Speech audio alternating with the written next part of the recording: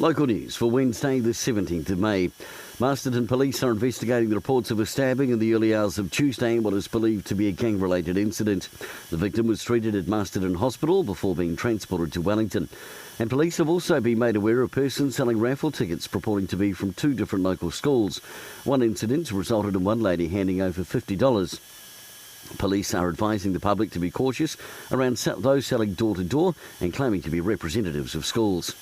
And after the hugely successful weekend, Featherston Booktown has begun the process of looking for a new creative director to replace the almost irreplaceable Kate Mead. Chair of the Featherston Booktown Trust, Lincoln Gould, says Kate has been creative director for all three of the Booktown festivals held in the town, and the Trust will find it hard to replace her.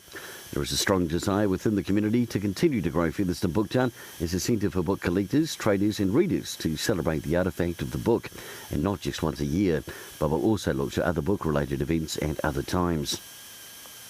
And in sport, it's a home game this week for Wairarapa United as they host Palmerston North Marist.